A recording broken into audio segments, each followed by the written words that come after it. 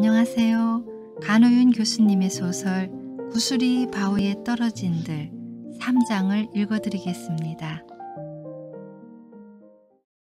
3장. 이곳에서 닥치는 대로 죽이려 하네. 차설. 강화도에서 왕의 향락과 정권을 잡으려는 사륙 투쟁 속에서 백정들의 삶은 더욱 피폐해져 가던 1259년 고려 태자는 몽고의 쿠빌라이를 제발로 찾아가 4대 관계를 맺었다. 그 해 정월 보름세기도 끝나고 3월이 다가도록 청산별곡을 부르며 동경이를 데리고 떠난 도리 아버지는 돌아오지 않았다. 도리 아버지는 행상을 떠나면 도리 엄니가 좋아하는 노래를 채록해 왔다.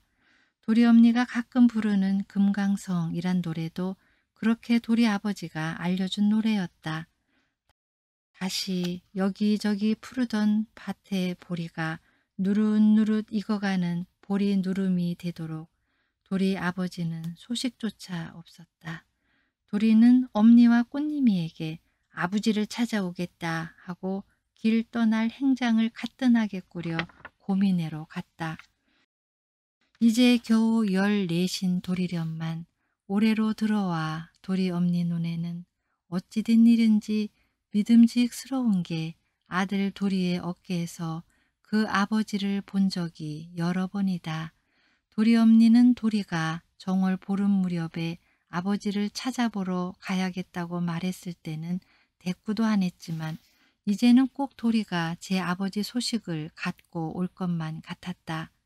도리 엄니는 길을 나서는 도리에게 괴나리 보찜을 메어주며 몸조심하라는 말을 신신당부하였다.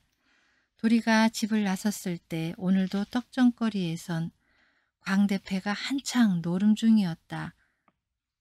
깡깡깡 둥둥둥. 광대들은 보통 봄, 여름이면 고기잡이를 쫓아 어촌으로 모여들고 가을, 겨울이면 추수철을 쫓아 농촌으로 가는 법인데 이 떡전 거리는 광대패가 한번 들어오면 몇 달이고 머문다. 광대패는 떡전거리 사람들 중 도리 엄니에게 가장 사람다운 대접을 받았다. 없는 살림에도 도리 엄니는 객주집에 묵는 그들에게 가끔 먹을 것을 가져다 주었다.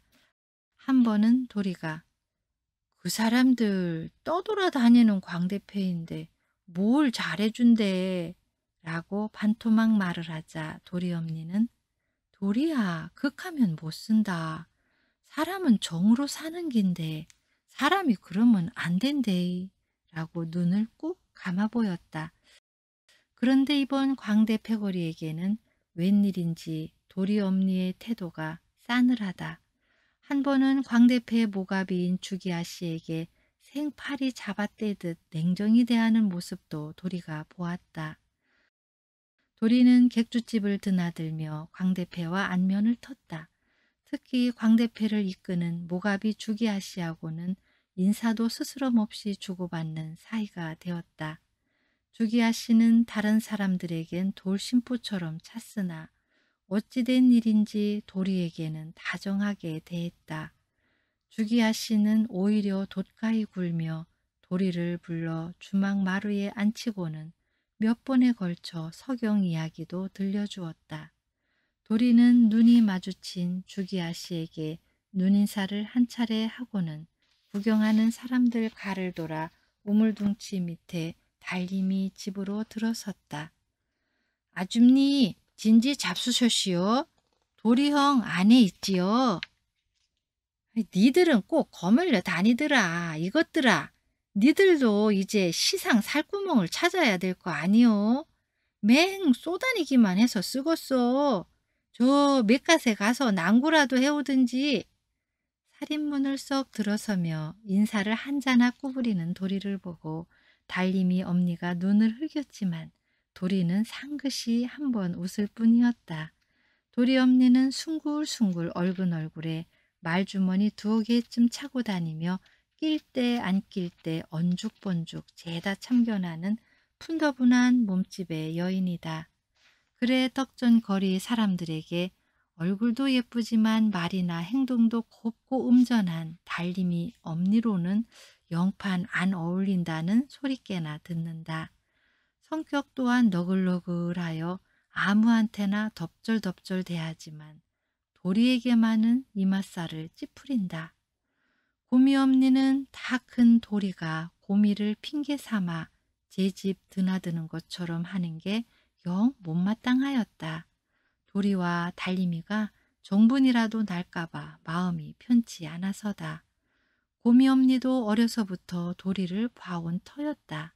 드레질할 필요도 없이 도리가 생긴 게 끼끗하고 미추름하며 마음도 너볕한 것이 임금도 그만하면 됐다는 것을 모르는 바 아니었다.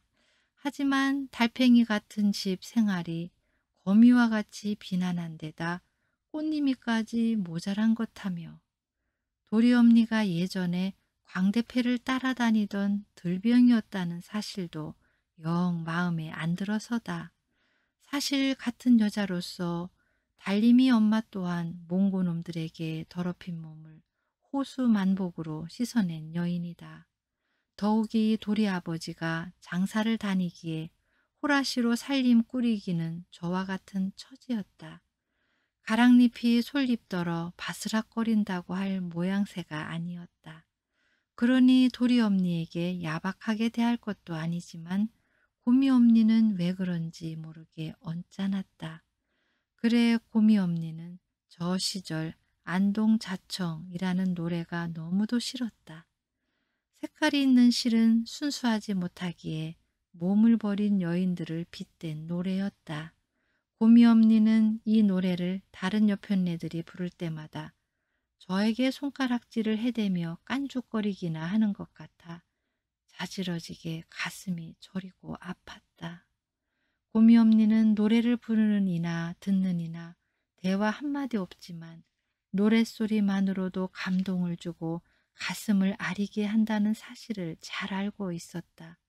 고미 엄니는 저도 모르게 도리의 뒤통수에 대고 망할 놈 같으니라고 오달지기는 사돈네 가을딱이요 라고 퉁바리를 주고 말았다. 도리는 이 말을 듣고도 오히려 싱글싱글하였다. 사돈네 가을달기 아무리 살지고 좋아도 제게는 소용이 없으니 보기만 좋지 도무지 실속이 없음을 이르는 말이지만 그래도 좋았다. 어떻든 고미 엄니가 저를 사육감으로 생각하는 것만은 틀림없어서다.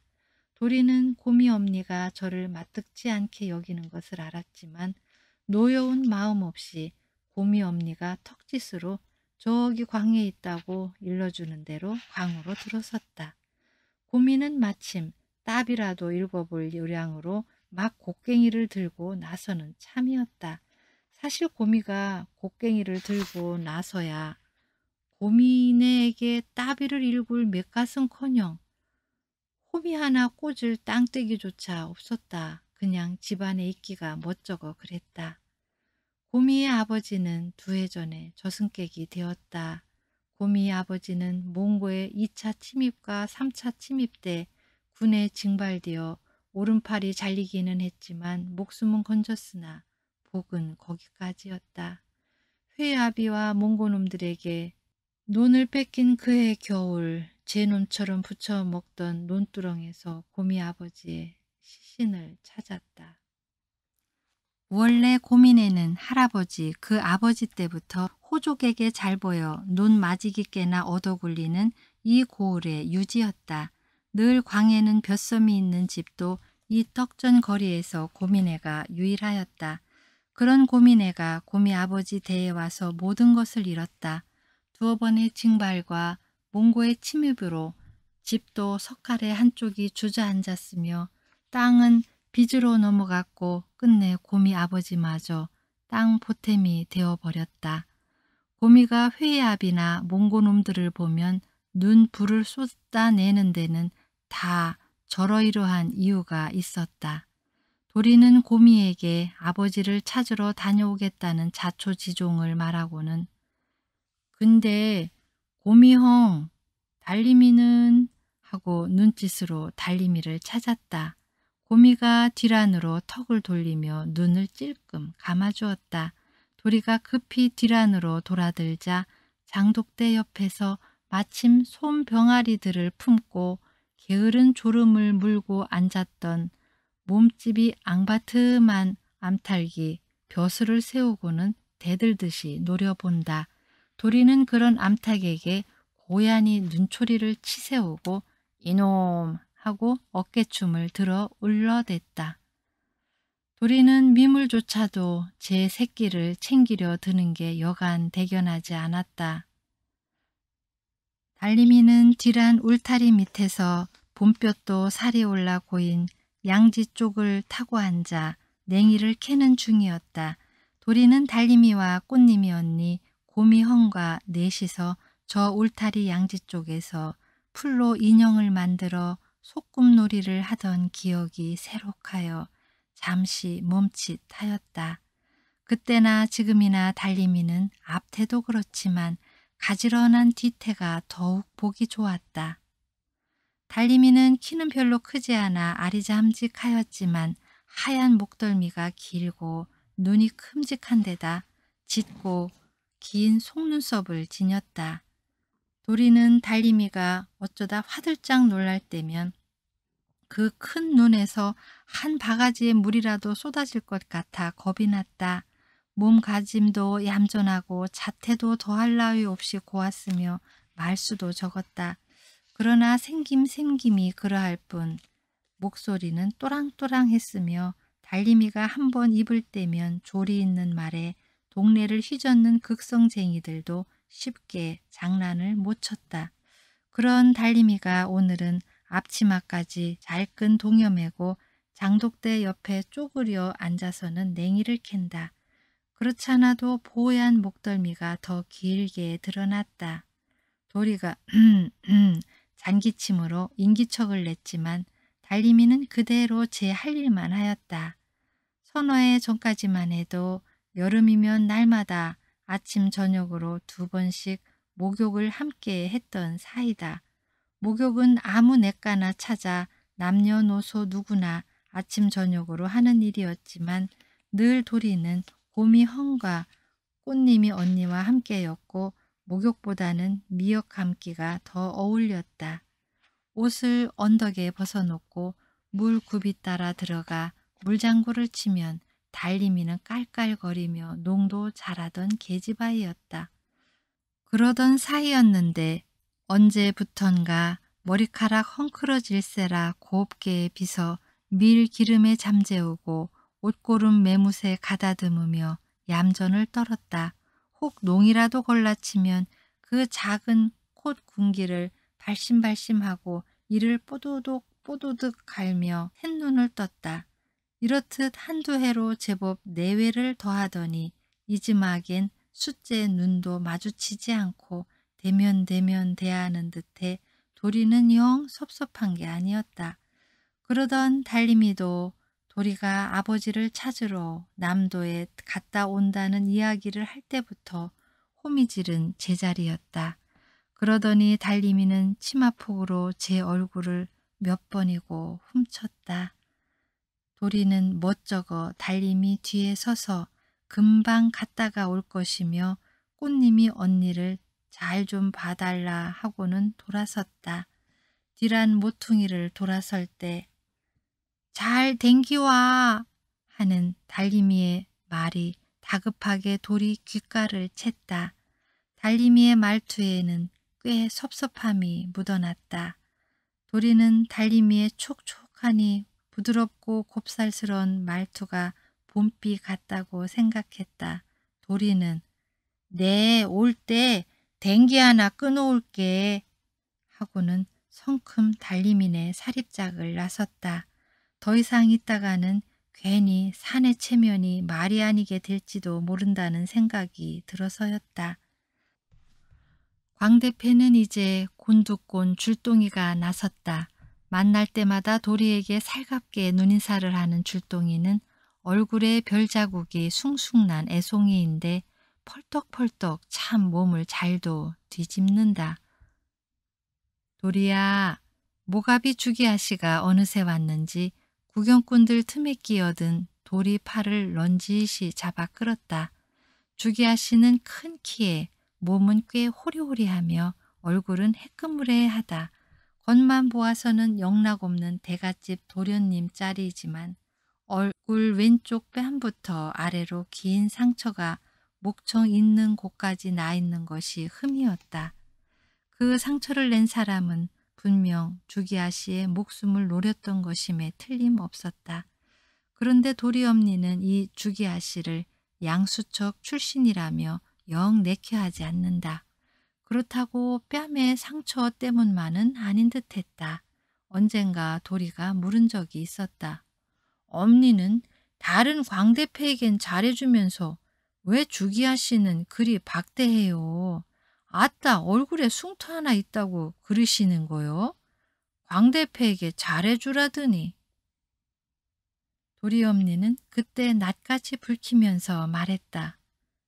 어디 얼굴에 칼자국이 있다고 그러나 세상 살이를 하다가 보면 상체기가 나고 그 상체기마다 사연이 있지. 그러더니 잠시 어물쩍하다가 저 사람은 양수척 출신 아이가. 그래 저 사람들이 낳은 가신애들은 얼굴이 이뻐가 기생이 된다 않카나. 도리는 도대체 엄니가 무슨 말을 하는지 알 수가 없었다. 그때 도리는 주기아 씨가 양수척 출신인지 어찌하느냐고 묻고 싶었지만 그만두었다. 사실 도리 엄니 말대로 광대패는 거반이 양수척 출신이었으니 집도 절도 없이 떠돌아다니는 이들이었다.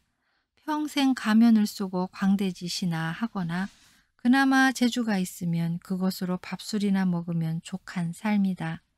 그렇지만 도리는 이번에 떡전거리에 들어온 광대패 모가비인 주기아 씨에게선 여느 광대와는 다른 기운을 느꼈다.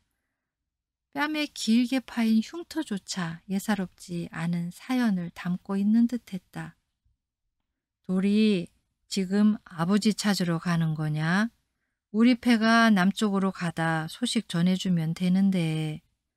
모가비 주기아 씨는 한결같이 도리에게 다정히 대한다. 야, 암만 생각해도 지가 다녀와야 것이오. 그래, 그럼 잘 다녀오너라. 한 2달이면 넉넉할 거다. 그때까지 우리 패가 여기 있을지는 잘 모르겠다만 나도 며칠 있다가 어디로 갈지 모르겠다. 내일쯤 나도 다음 연애 장소를 물색해 보려고 저기 당성으로 다녀오련다. 여하간 길 조심하고 잠깐만 기다려라. 그러고 객주집으로 뛰어가더니 무엇인가 들고 와 도리에게 주며 이것은 노자의 보태거라 라고 하며 싫다고 뿌리치는 도리의 바랑에 굳이 백금 한 입을 넣어주고 손을 꾹 잡았다. 도리는 언젠가 아버지에게 손을 잡혀 눈물을 찔끔 흘렸던 생각이나 괜히 얼굴이 붉어졌다. 도리가 덕전거리를 지나 아랫역으로 빠져나오니 들녘엔 보리누름이라 황금 들판이었다. 도리는 길을 걸으며 생각에 잠겼다. 땅은 저렇게 제 몸으로 사람을 매겨 살린다. 그러나 여기저기 깐부기가 보리보다 더 많은 것을 보니 올해도 겉풍년인가 보다.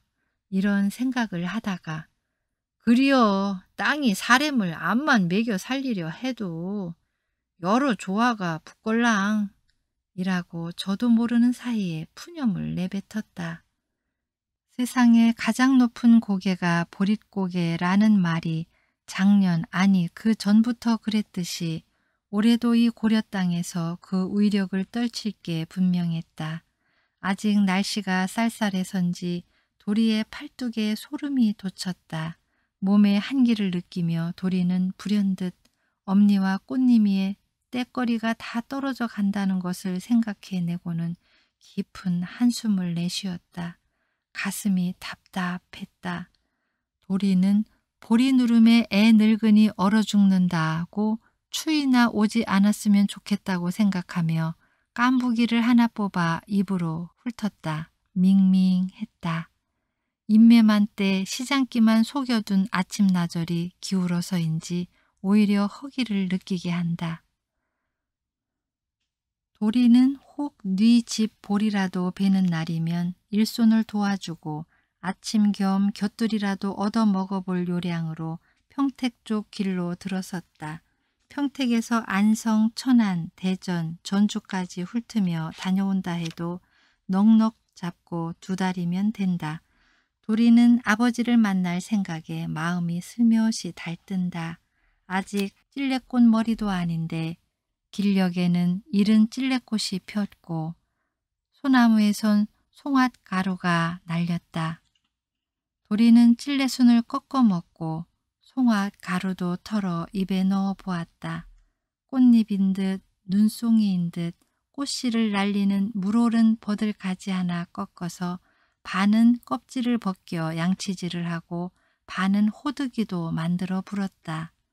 도리 머리 위로 종다리 한 쌍이 높이 떴다 보리밭으로 내리꽂고 제비 한 쌍이 푸른 산허리를 베며 남쪽 하늘로 치솟았다. 뿌 도리의 호두기 소리가 파란 하늘로 가뭇없이 사라진 자리에 송골매 한 마리가 높이 떴다. 도리의 눈이 송골매를 따라잡은 곳에 달림이가 따라오는 것도 아니련만 보얀 목덜미와 같은 낫달이 얌전하게 떠 있었다.